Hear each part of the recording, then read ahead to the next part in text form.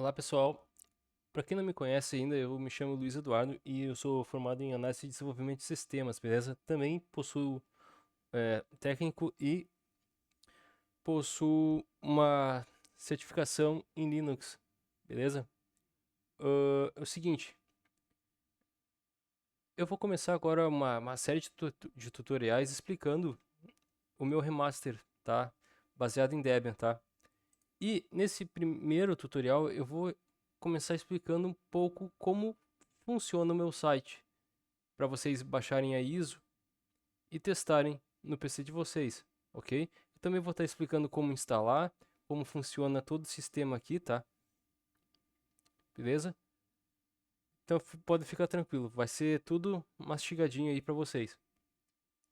Bom, vamos lá então. Para acessar o meu site ficou www.l3dpstudios.com.br, tá? Esse site aqui eu fiz todo ele na mão. É importante ressaltar, tá? Como o intuito aqui é usar o site no navegador de um computador, pois ele tem a ISO para fazer download, coisa e tal. Eu não fiz ainda a versão mobile dele, ok? Eu estou fazendo a versão mobile. Deve ficar pronta aí daqui a alguma semana, beleza? Mas ele já está responsivo. Se vocês forem ver aí no celular de vocês, tá? Ele já está responsivo. Eu só não implementei ainda o menu, a função do menu hambúrguer, tá? Para ele apresentar lá os menuzinhos, que são esses menus aqui, tá? Eu ainda tô vendo se vale a pena ou não, né? Na verdade, né? Porque download não tem como fazer download pro celular, tá? Uma ISO de quase 5 GB de tamanho, certo? Então, por isso que eu não dei importância ainda, tá? Pro site, pro mobile, nesse aqui, tá? No meu site. Bom, entrando aqui, então, a gente vai ter algumas prévias do que eu tô fazendo, né? Algumas explicações rápidas aqui sobre o meu remaster do Maya Linux. Se vocês quiserem ler aí, fiquem à vontade, tá? Eu também é, desenvolvo protótipo de jogo, tá? Eu gosto bastante de ficar desenvolvendo coisas, né? Seja na programação desktop ou para jogo ou para site, enfim, tá? Desenvolvimento no geral. Até aplicativo vai, ok? Ah, também eu curto bastante fazer nas horas livres modelagem 3D, certo? E programação voltada para o Linux, né? Ah, como assim programação voltada para o Linux? Por exemplo, aqui, tá? Eu tenho dois programas que eu criei por enquanto. Eu criei mais programas, tá? Mas os que estão aqui no meu remaster por enquanto é a calculadora, tá? Bem simples mesmo, eu só criei. A função dela é calcular normal, tá? Um simples normal aqui, funciona tudo certinho, certo? E o outro programa que eu criei, tá? Isso para desktop, né? É um tradutor, tá? Chamado Maya Translator. E aí aqui eu escolho então o meu idioma de origem e o idioma no qual eu quero traduzir, tá? Sei lá, olá para todos. E aí eu clico aqui em traduzir e aí ele vai traduzir para nós aí, tá? É uma API que vem do Google, tá? E aí a gente pega e transfere então os comandos, tudo aí, as funções, né, para cá para traduzir conforme a escolha do idioma, destino, ok? E aí ele traduz aqui para nós, tá? Tem uma série aqui de idiomas que a gente pode estar traduzindo, ok? E vice-versa.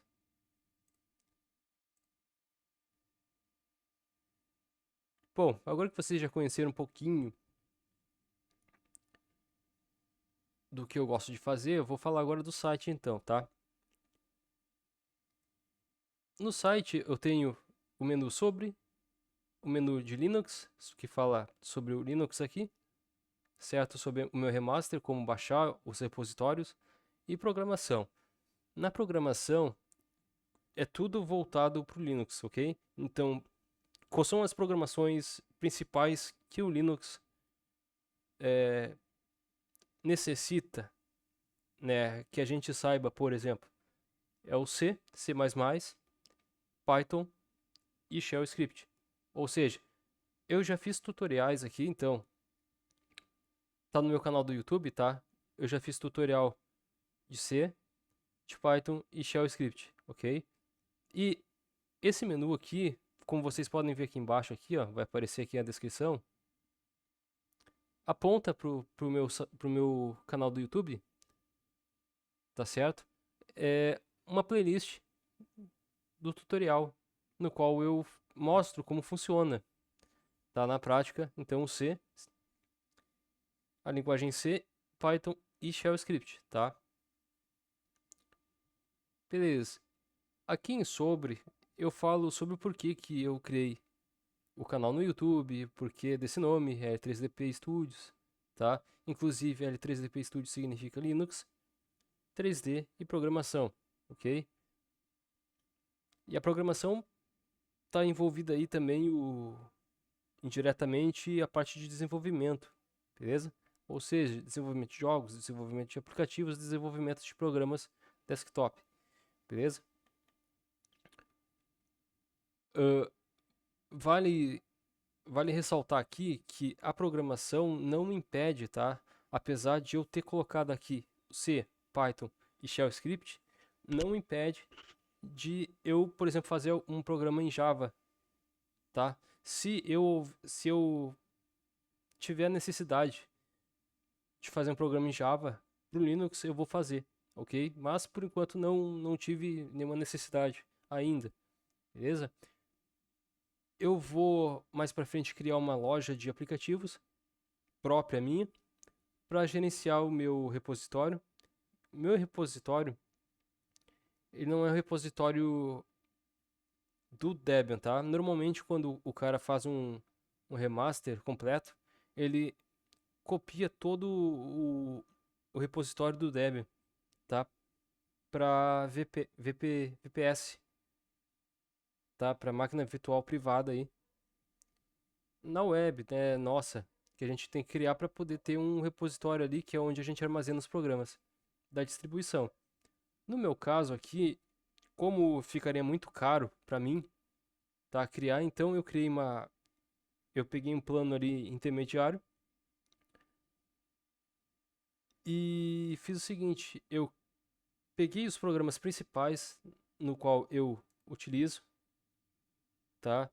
Tem esses aqui e mais alguns outros, tá? Depois a gente vai ver tudo certinho como funciona, tá? Eu peguei isso e criei um pacote para eles, modifiquei o nome de alguns programas principais aqui, colocando um prefixo chamado Maya e depois o nome do pacote.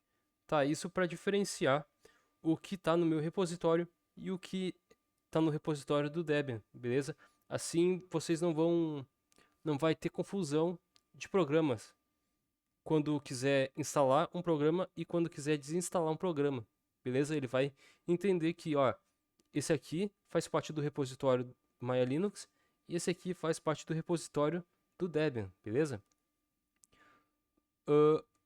Mas antes de entrar em detalhes sobre o repositório, aqui em Linux, tá? A primeira coisa que vocês têm que entender é sobre a chave de verificação dos pacotes.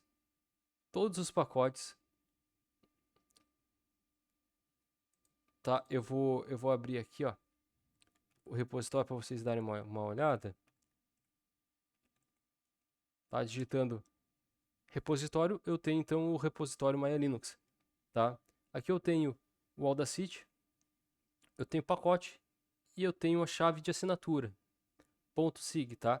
Para que serve essa chave de assinatura .sig aqui? É bem simples de entender isso aqui, tá? Eu vou voltar agora aqui, lá para o diretório raiz, chave de verificação. Toda vez em que vocês forem baixar de forma manual o pacote, tá? É interessante vocês verificar o pacote para ver se não foi adulterado no meio do caminho, tá? Por algum hacker ou alguma coisa assim, né? Alguma coisa pode acontecer, certo? Então é importante que vocês verifiquem. A forma de vocês verificar é vocês importando a minha chave pública, tá? mylinux.gpg. Se vocês clicarem aqui, vocês já vão conseguir baixar essa chave, tá? Vocês podem clicar aqui e vai fazer o download da chave, certo? Ou vocês podem vir aqui e digitar o seguinte: download barra chave, tá? E vocês vão ter aqui dois tipos de chave.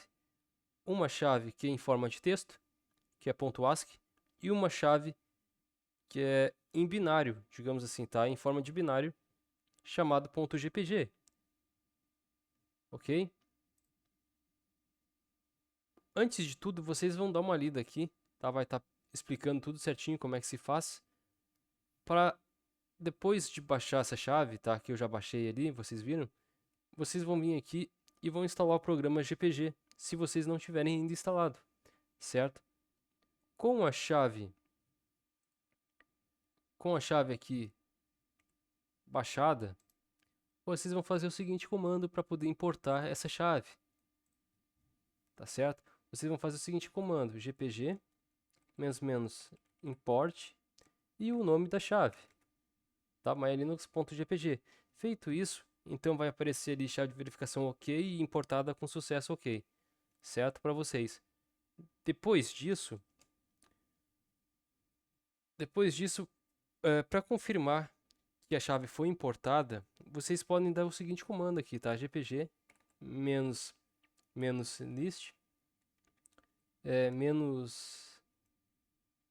deixa eu me lembrar agora aqui, que eu não me lembro, keys, tá? E aí vai aparecer aqui para vocês, tá? A chave pública, tá? A data de expiração, tá? Lá para março de 2026 vai expirar essa chave, tá? E foi criada por distro mayalinux@gmail.com, tá? Mayalinux distro mayalinux@gmail.com, tá? Gravem isso. Gravem essa hash e o nome e o e-mail, ok? Qualquer coisa adulterada aqui que vocês percebam nesse ano, tá? Até 2026, até março, tem alguma coisa errada, por exemplo, tá certo? Depois que vocês importaram aqui essa chave, vocês podem estar verificando, então, os pacotes, se foram adulterados ou não, certo? Como é que eu posso fazer isso, então? A gente pode vir aqui.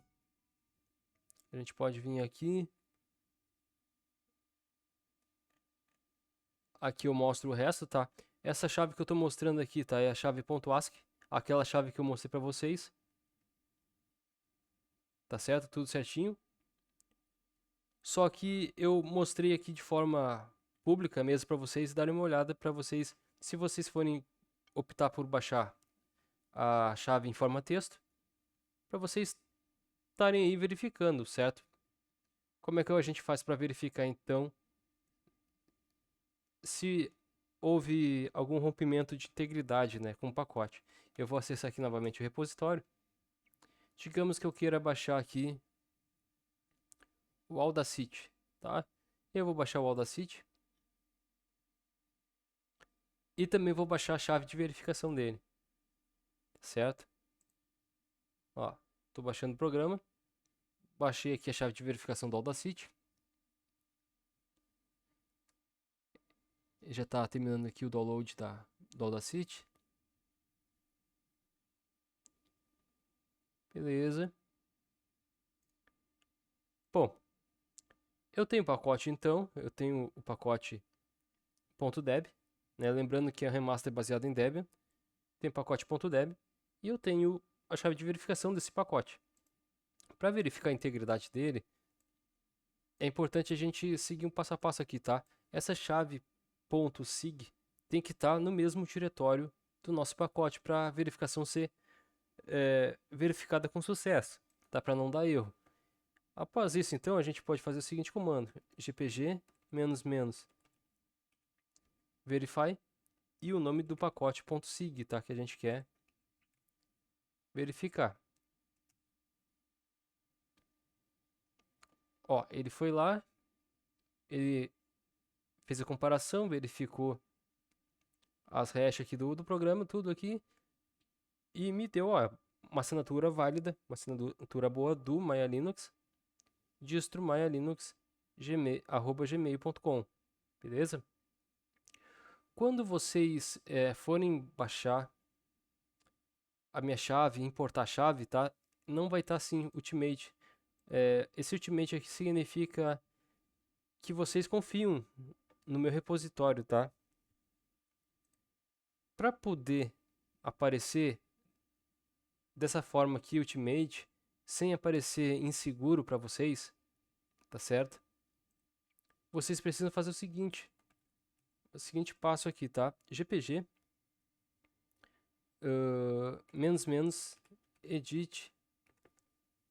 edit key.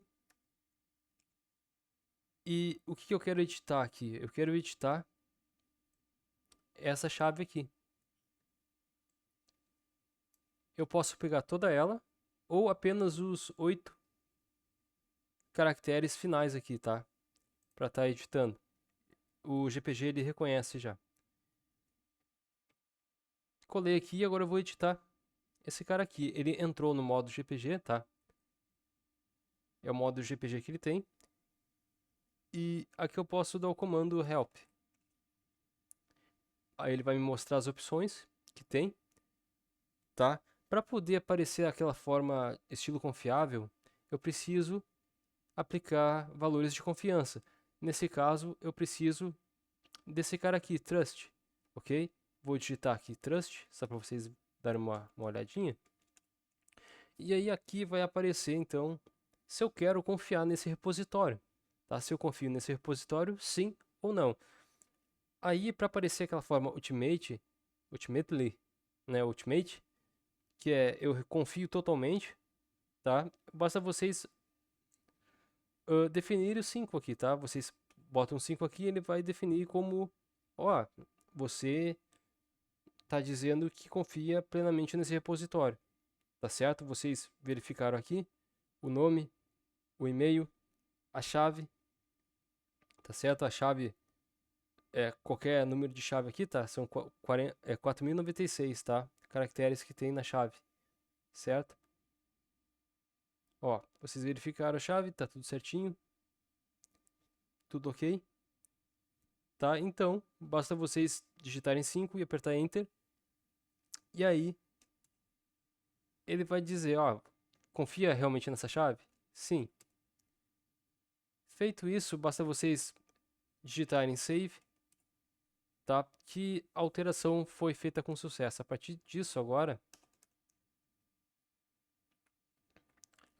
então, ele vai aparecer esse Ultimate para vocês. Aí, beleza? Com a descrição aqui, chave para verificar a integridade, certo? Tudo certinho, ok? Bom, agora que vocês entenderam como é que funciona esse sistema de chave aqui, vamos continuar aqui no site, tá certo? Na documentação, a documentação eu estou fazendo agora com vocês, tá certo? Na lista de atalho, eu criei atalhos aqui para esse remaster, tá? E eu criei em PDF com os atalhos, tá? Que a gente pode estar utilizando aqui nesse remaster, para facilitar a nossa vida enquanto usuário. Beleza? Vale ressaltar para vocês que nesse remaster, tá, a gente não tem área de trabalho. A área de trabalho dele é inutilizável, ok? Eu não habilitei a área de trabalho dele também. Por quê? Aproveitei que ele não tem. Eu não criei também o sistema de diretório padrão desse cara aqui, tá?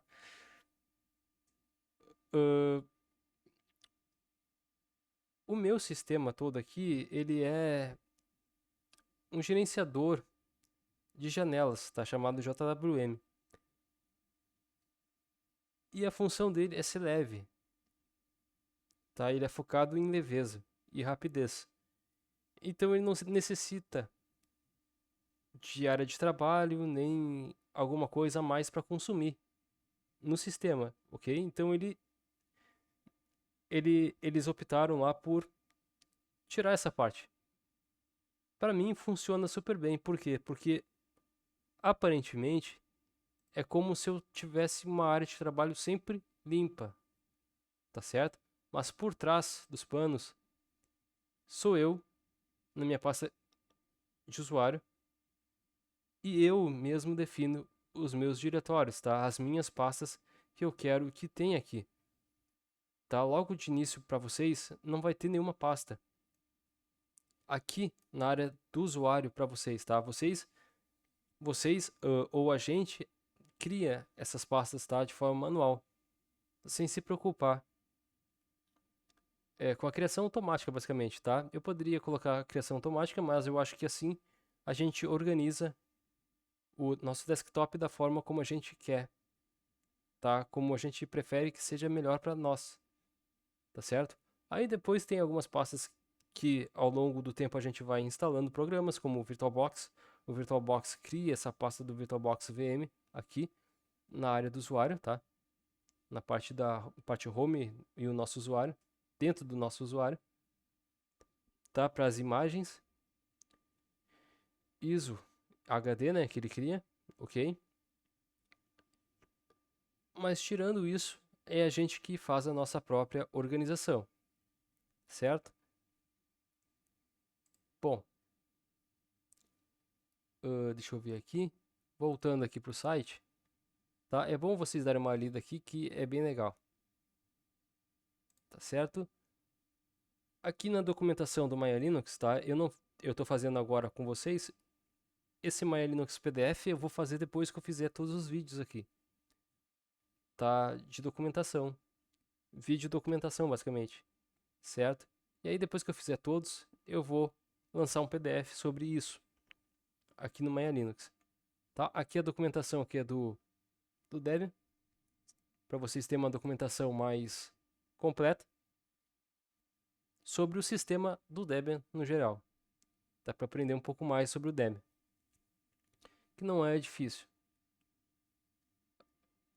Aqui vai ficar o tutorial no YouTube. Esse tutorial que eu estou fazendo agora em vídeo, tá? Então vocês clicando aqui nessa partezinha, onde está em breve, provavelmente eu coloque um ícone aqui do YouTube, tá? Para vocês saberem que, ó, vai para o YouTube, beleza?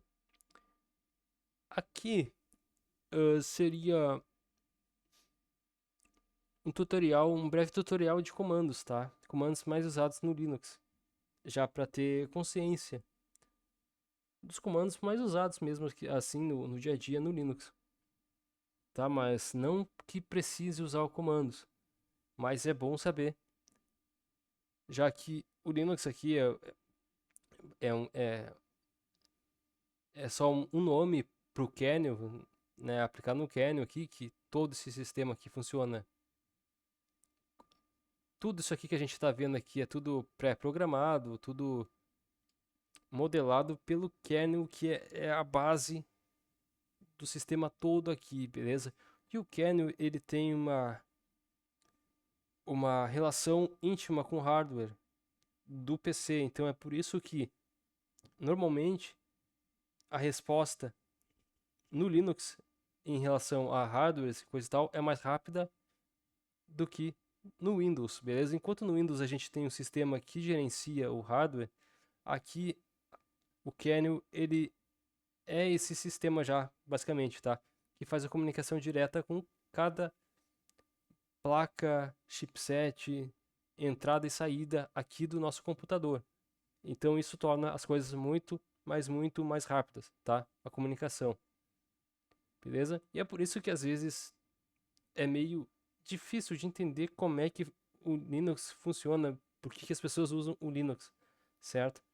Mas normalmente tem a ver com essa comunicação muito rápida, a liberdade de escolha, tá? O que eu posso fazer, o que eu posso editar, tá? No caso do Linux, a gente pode editar qualquer coisa que a gente quiser, que a gente tenha em mente e desde que a gente saiba o que está fazendo, certo?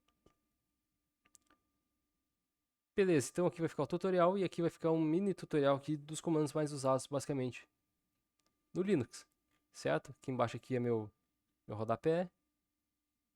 Em Downloads. Em Downloads eu botei aqui um porquê baixar, né? Aí eu explico, alta performance.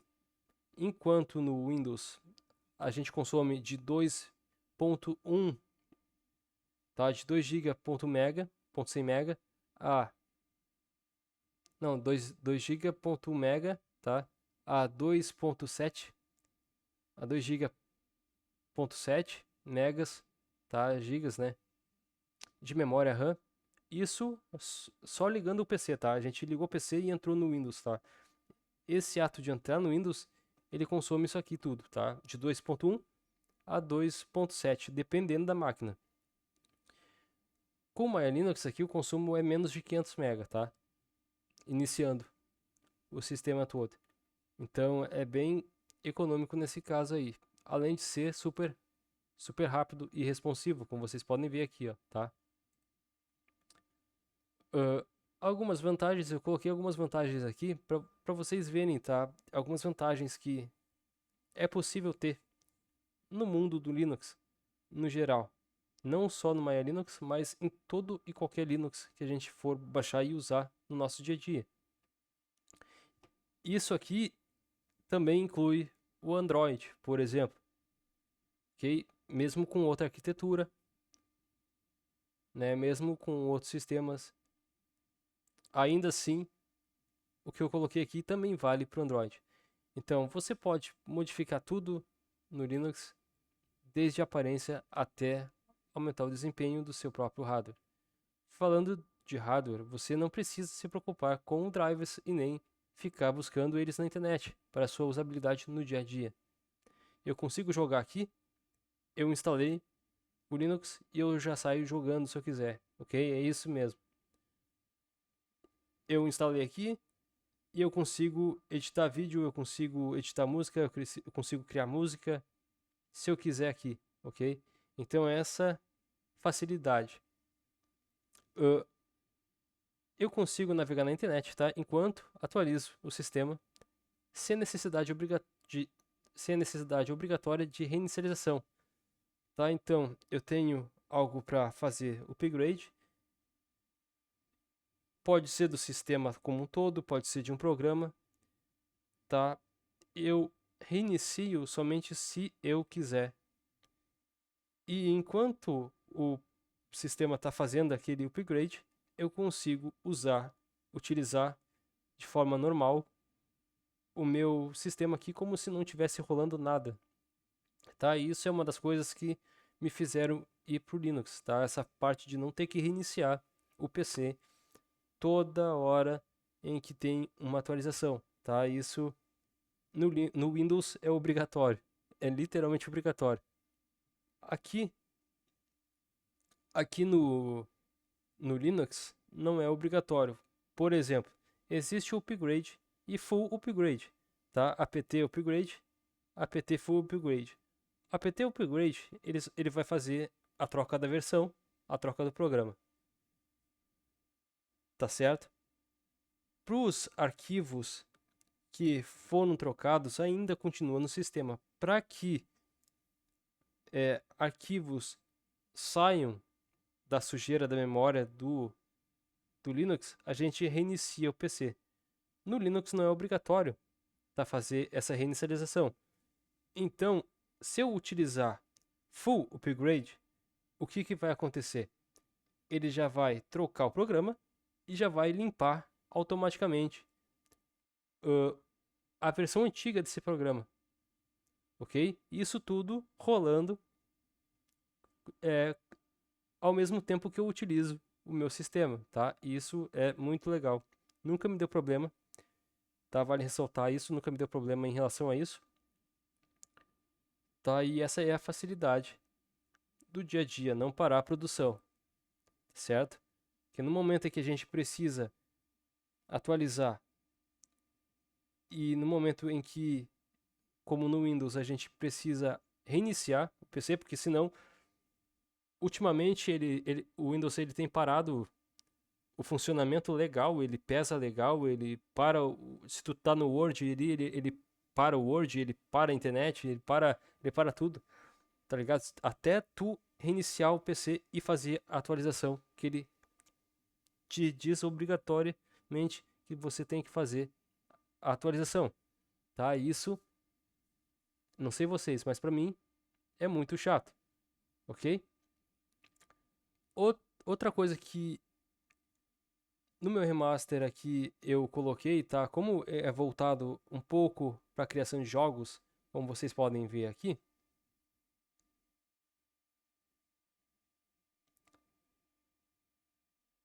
tá certo? Aqui ó, engines, tá? É uma categoria nova que eu criei, tá? Para lidar com as engines aqui, tá certo? Então, no modo live aqui, tá? Nesse sitezinho tá explicando no modo live que é possível, tá? Utilizar os programas como se tivesse instalado o sistema, tá? Só que em modo live.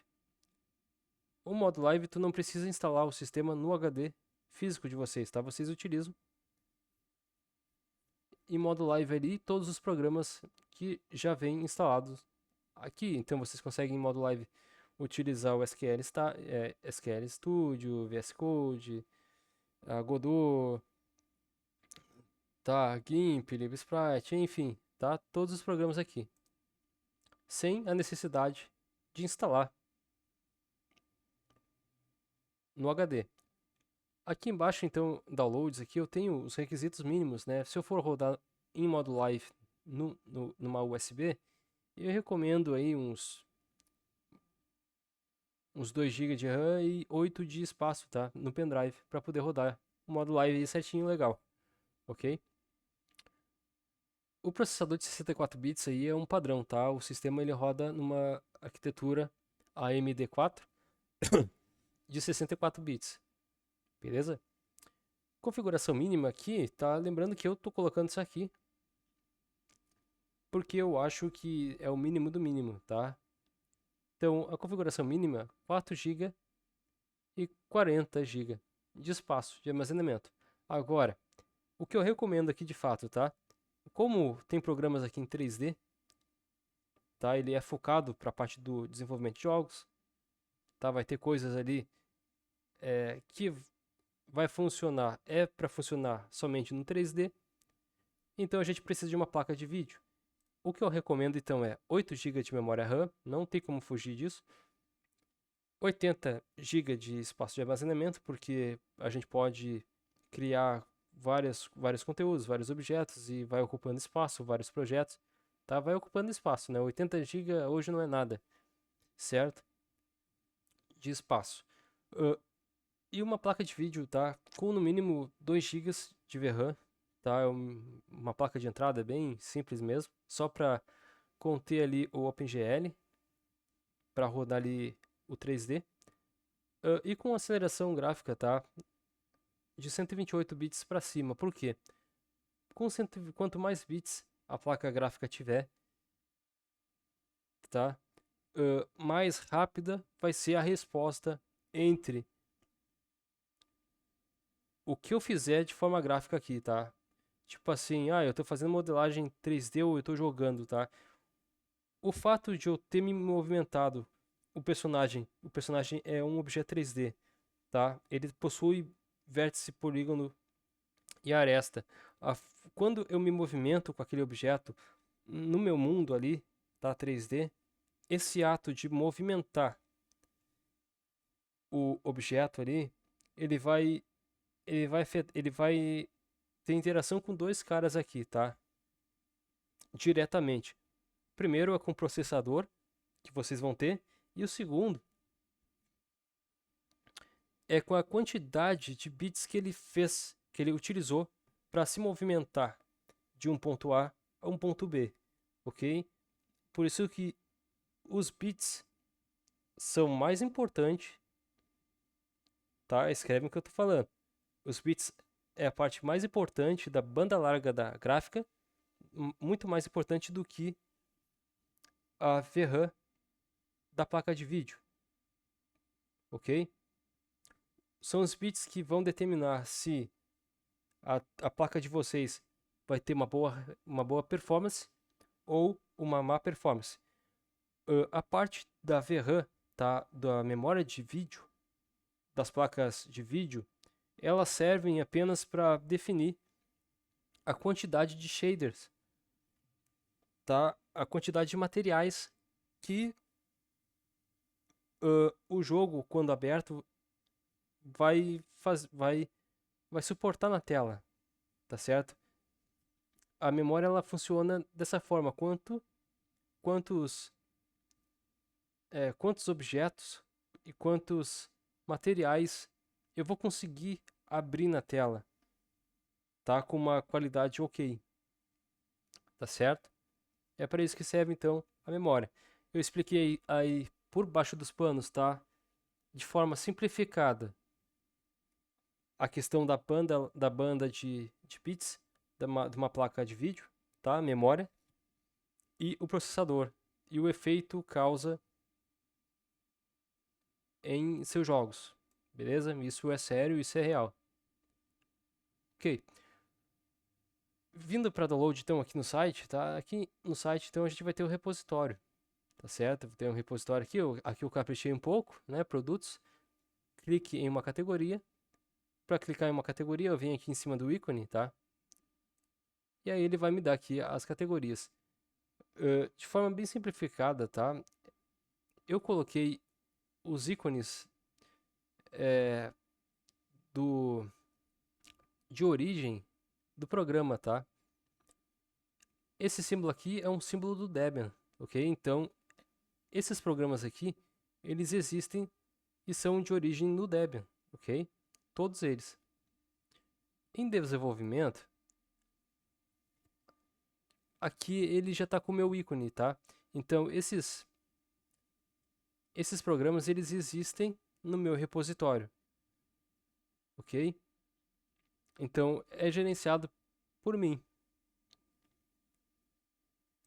Em educação, eu não quis trazer esses programas porque os programas já existem na loja do FlatHub, tá? Que a gente utiliza um gerenciador né, na verdade é um instalador de programas, tá? Chamado Flatpak. E o Flatpak ele compila e torna acessível um programa em um único executável, tá certo? E aí eles criaram lá a loja do FlatHub. Se vocês vierem aqui digitar FlatHub, vocês vão ver, tá? Ou só vir aqui, ó. Tá, aí, eu quero instalar o Gcompris, né, na educação. É muito legal isso aqui. É para criancinhas, tá certo? E é jogo educacional, só que ele é da KDE, tá? Um dos motivos de eu não querer instalar um programa do KDE é que normalmente o KDE, como é uma central de desenvolvedora de aplicativo, basicamente, tá? De ambiente gráfico também, o KDE ele é enorme e provavelmente eu precisaria baixar bibliotecas do KDE, tá? Componentes gráficos do KDE. E quando isso ocorre na minha distribuição, no meu remaster, o meu remaster ele funciona de forma compatível com o GDK, tá? GNOME, basicamente. Se eu baixasse e personalizasse o gCompress para mim, eu estaria automaticamente misturando então o KDE com o GNOME. E isso bugaria alguma coisa no meu sistema, tá? Porque os dois não se combinam legal, tá? O KDE e o GNOME são, são empresas distintas, tá? Com finalidades diferentes, né? E de forma gráfica, tá? Provavelmente bugaria várias coisas no meu gerenciador de janelas, tá? JWM. Além de bugar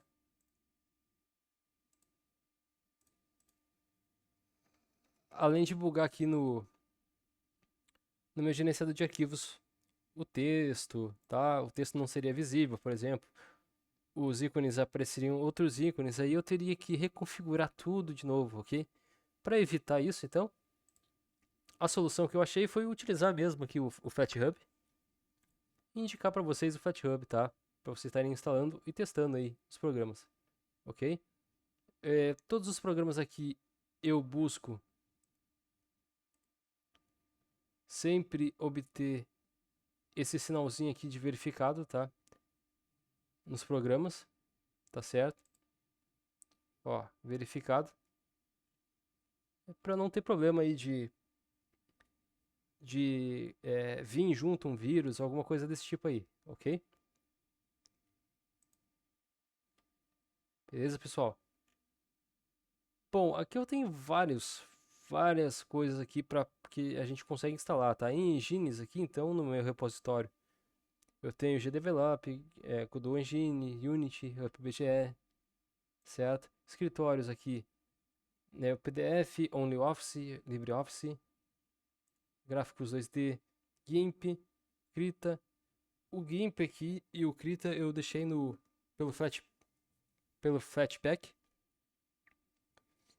tá? Porque é uma mão aqui normalmente essas empresas aqui, eles estão dando importância agora, estão priorizando, tá? A instalação pelo Flatpak, basicamente.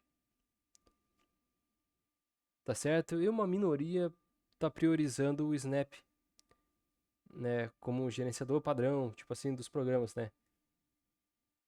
No caso desses dois aqui, é o Flatpak, tá? Então, eu quero instalar o Krita, né? Aí vem aqui e baixa o instalador do Krita ali, tá? E instala o programa. Esse programa aqui é muito bom, tá? Mas eu preferi o GIMP porque o GIMP ele é muito rápido, tá? Na hora de fazer as coisas, ele é muito ágil. Então eu gosto da leveza do GIMP, certo? O LibreSprite, o Pixelorama tem no meu repositório, ok? Só pegar aqui e eu quero, digamos, instalar o LibreSprite, né? Se não tenho ainda instalado ele aqui. Aí é só clicar, ó, tá? Aí ele já vai começar a fazer o download, tá certo? Do programa. Beleza. Ahn, gráficos 3D.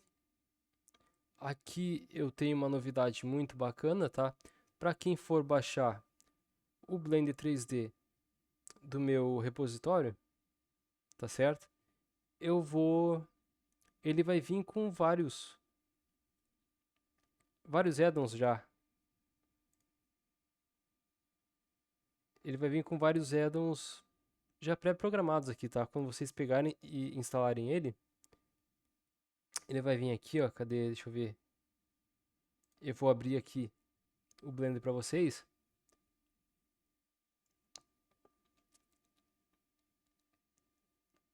Tá certo? Esse tutorial aqui de primeiro vai ficar um pouquinho mais longo, mas enfim, para explicar aí para vocês, né? Tá certo? Aqui eu tenho então, tô com o Blender aqui normal e ele vai vir aqui do lado aqui, tá? Os add-ons para vocês. Então eu vou ter já habilitado aqui para mim usar o addon booleano. O addon booleano ele cria buracos aqui no outro objeto. O auto mirror aqui ele, eu acho que para quem usa Blender sabe o que significa auto mirror, né? Ele vai criar um espelhamento no sentido em que a gente quiser. Também vai vir o Loop Tools, tá? O Loop Tools ele transforma um quadrado aqui, fechado aqui, por exemplo. Tá, se eu fizer uma cruz aqui e selecionar essas quatro faces aqui, tá? E vier em círculo, ó, ele vai transformar então essa área aqui num círculo, tá? Isso que funciona. Tá certo? É bem legal. Ah, eu quero arredondar mais, então Ctrl Bevel. Né? Aí ele vai arredondar mais ali. Certo? Ó. É bem legal. Também vai vir com Screen Keys, tá? Pra, se vocês quiserem fazer tutorial aí de Blender, né? Habilitado aqui, certo? E o fator X da questão aqui, ele também vai vir com o plugin de fazer humano, aqui já habilitado para vocês, tá certo? De criação aqui de humano, novo humano, from, vou importar aqui, vamos ver se scratch daqui da raiz, tá tudo certinho, vou criar um humano aqui, tá, ó. Tá certo? Esse plugin aqui, ele é um plugin que é para substituir o Make Human. Se vocês entrarem no site do Make Human, lá vai ter vários outros add-ons, tá? Que vocês podem estar baixando para roupa, para cabelo, para tênis, enfim, tá? Vocês podem estar personalizando aí cada humano aqui, tá? Ou criando aqui as suas próprias personalizações aqui, certo?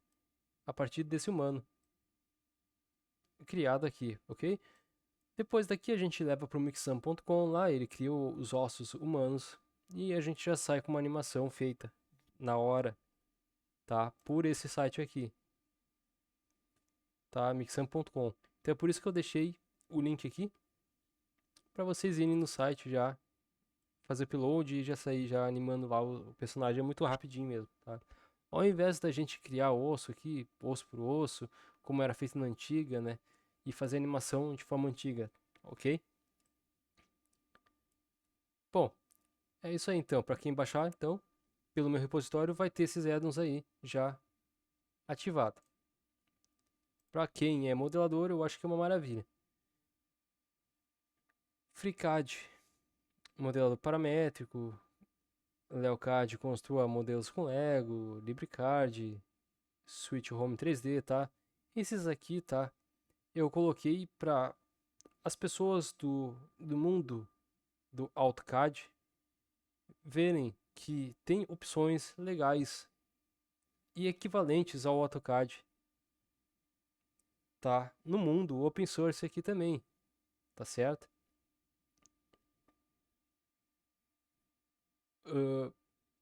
Eu curto bastante, pelo menos, e eu sugiro aqueles que são do mundo do Autodesk, né, usam AutoCAD, 3ds Max e coisa e tal, conhecer o Blender e conhecer as outras opções free, de graça, tá? Essas aqui são apenas algumas das opções que, que é possível desenvolver e criar de graça, tá? No mundo open source aqui, no Linux, ok? Eles também têm versões para o Windows, então se vocês estão vendo esse vídeo aqui, esse tutorial, e usam Windows, eles também servem para Windows também, tá? Eles têm executáveis para Windows. Windows, Mac e Linux, tá? Lembrando, multiplataforma também. Ok?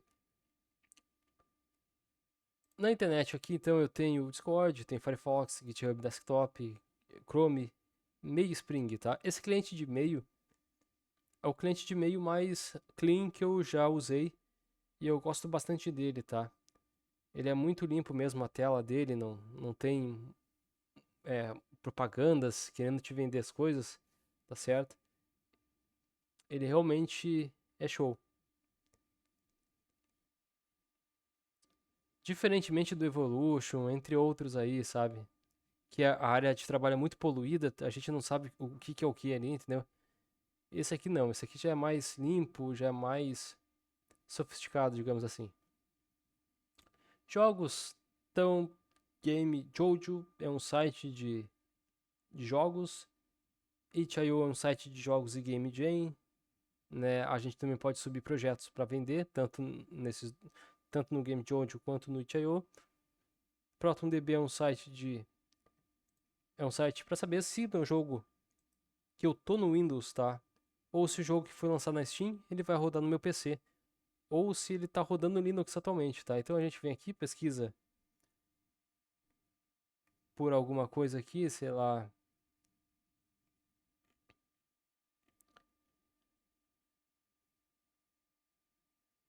Bom, Left 4 Dead aqui, né? 4 aqui, né? Aí o pessoal vai dizer se tá rodando no Steam Deck ou no PC, legal, entendeu? Vai ter as avaliações aqui, a máquina que rodaram os jogos, a maioria dos jogos, tá? Né, as configurações certinho. Todas as informações aqui são válidas, às vezes a gente precisa fazer algumas configurações aqui, ó, na linha de comando do Steam, mas funciona normal, tá? É o modo mais fácil de sair jogando no Linux, tá? É pela Steam. O ProtonDB é o ProtonUp, ele é o gerenciador de Proton aqui da Steam, tá? O Proton, para quem não conhece, ele é habilitado na Steam para conseguir rodar jogos do Windows, tá? Então, tem um jogo que é somente para Windows. A gente vem na Steam. Antes de ir na Steam, na verdade, a gente vem no ProtonDB, verifica se aquele jogo tá rodando no Linux, tá? E a gente ativa o Proton, tá? A compatibilidade ele serve para compatibilizar o jogo do Windows com o Linux através lá do Vulkan, tá certo? E o ProtonUp ele gerencia o Proton, tá? A gente consegue instalar outros tipos de compatibilizadores, tá? Aqui dentro da Steam. Então é bem válido, tá? Multimídia aqui, então, Audacity, Kdenlive, LMMS para criar música, tá? E hits para os nossos jogos. OBS Studio, SM Player, né? Tocador de áudio e vídeo. No sistema, então, eu tenho os gerenciador de disco, gerenciador de processo, terminal, gerenciador de arquivos e VirtualBox. Utilitários são coisas que nos ajudam no dia a dia, né? Então, a calculadora, o tradutor aqui que eu criei, né? O mousepad, o tirador de print da tela e o visualizador de imagens, beleza? Bom, com isso então, eu queria apresentar para vocês aqui algumas coisas interessantes que eu estou fazendo, tá? Primeira delas aqui, ó, se eu vim na minha página do itch.io, eu estou subindo objetos 3D que eu fiz ao longo de 15 anos, 20 anos, sei lá, tá? Pra cá pro itch.io. E por incrível que pareça, tá? Eu tô abrindo no Blender atualmente, tá? Essas armas aqui, por exemplo, tá? A primeira vez que eu comecei a criar elas foi ainda no Blender Game Engine, tá? Versão 2.4, se eu não me engano, do Blender, tá? Que eu comecei. E por incrível que pareça, tá? A compatibilidade do Blender ao longo desses anos com as versões antigas é surpreendente, algo realmente surpreendente, tá? Sempre foi compatível, muito compatível. E tô aí, então as armas que estão aqui, tá? Elas estão compatíveis com o novo Blender, tá? De 2025, lançado esse ano aí, beleza? Enfim, eu vou estar subindo aqui alguns objetos que eu acho que vão ajudar bastante na criação da Game Jam, coisa e tal, tá? É free, de graça, tá? Se vocês quiserem só entrar aqui, fazer download para estar utilizando em seus jogos, tá? Pode usar de forma comercial, pode vender, enfim, pode usar para várias outras coisas aí nos projetos de vocês também, ok? Tudo o que eu peço a vocês é o seguinte: só vem aqui no meu canal, tá certo? E comenta, sei lá, faz algum comentário em algum vídeo aqui, tá? Dizendo, tipo, hashtag baixei, tá ligado? Aí depois eu gostaria que vocês botassem ao lado o que vocês baixaram, tá? Qual foi o objeto que vocês baixaram, porque assim eu vou saber o tipo de objeto que está saindo mais lá no itch.io para eu poder fazer uma variação daquele objeto, certo? Futuramente, ok? Inclusive, esse personagem aqui, que quando eu faço um personagem humanoide ou cartoon, tá? Com referência em algo, eu não faço ele igual, porque senão seria cópia, digamos, tá? Então eu procuro fazer parecido com o original, tá? Mas não igual, ok? E esse objeto ele vai estar lá. Eu vou subir também, tá? Qualquer dia desse aí eu vou estar subindo então personagens aqui humanoides ou cartoonizados pro itch.io também. Beleza. Além disso, eu tenho uma página no Facebook, eu tenho o meu LinkedIn aqui, tá? E recentemente eu criei uma página aqui no X, tá? Que é onde eu vou estar compartilhando e publicando aí as coisas que eu for estar fazendo, tá? De projeto, seja para o Maya Linux, seja para o 3D, né? Ou programação, ok? Então é bom ficarem ligados aí, tá? Em qualquer uma dessas plataformas aqui, mas as que eu realmente vou estar usando, de fato, vai ser o itch.io e vai ser o X. Futuramente eu também vou criar uma rede, um canal lá no,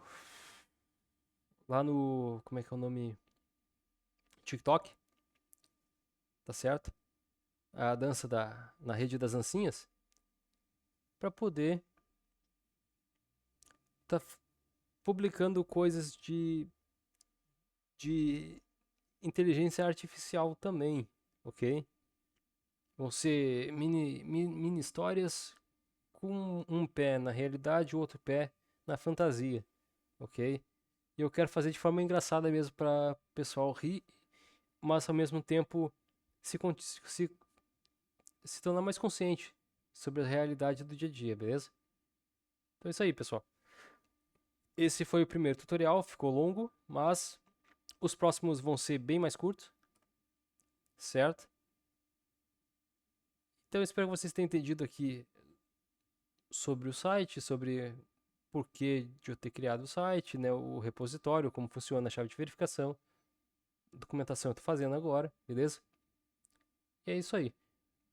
Se vocês quiserem vir e baixar, aqui é só vir aqui, certo? E baixar a ISO para testar aí no PC de vocês.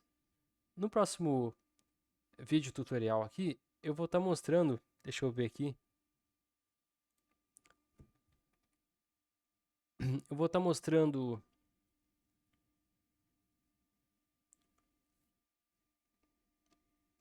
um pouco do desktop, tá? Aqui para vocês aqui, embora